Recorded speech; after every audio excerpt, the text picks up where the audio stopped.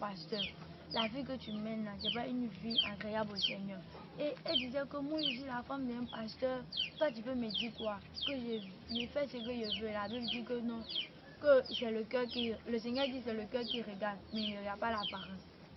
C'est ce qu'elle disait. C'est ce qu'elle disait. Et c'est sur cette fameuse phrase que les gens me disent beaucoup lorsque je parle du dépouillement des produits sataniques qui sont les mèches, les bijoux, les pantalons, les fossiles, les faux ongles, parfums et autres. Quand je parle de cela, on me dit toujours, c'est le cœur, Dieu c'est le cœur, Dieu c'est le cœur. Mais écoutez, le livre de Romains chapitre 12 nous dit de livrer nos corps comme un sacrifice véritablement au Seigneur. Donc le corps compte aussi. C'est pas que le cœur. Dieu regarde aussi à notre corps. Quand Jésus dit, quand une personne regarde une femme et la convoite dans son cœur, qu'est-ce qu'il a regardé? C'est pas son cœur. C'est l'aspect de son corps qui est attrayante, qui est vraiment séduisant. Si elle est mal habillée, elle est habillée de manière séduisante, alors la personne va séduire les personnes qui vont commettre l'adultère avec elle dans leur cœur. Vous pouvez continuer, servant de Dieu.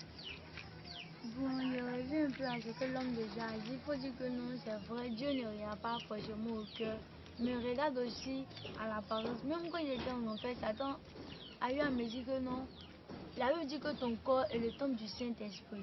Ce qui veut dire que non, le corps qui est le temple du Saint-Esprit, on ne doit pas entretenir ça avec des choses du monde, mais on doit marcher comme la Bible dit, comme le Seigneur nous donne de vivre. Donc, la femme du pasteur qui vivait une vie aussi de débauche, on peut appeler ça une vie de débauche parce qu'elle ne mettait pas la parole de Dieu en pratique. Elle trouvait que son mari exagérait dans ce qu'il disait. Et la femme, quand le Seigneur a dit, pendant que tu étais sur la tête, tu as donné le temps de te ressaisir. Et les démons qui devaient la persécuter ont commencé à chanter un chant chrétien qui dit que non, si tu es vivant, il faut louer le Seigneur, il faut chercher le Seigneur qu'après la mort. Vous nous chantez ce cantique-là.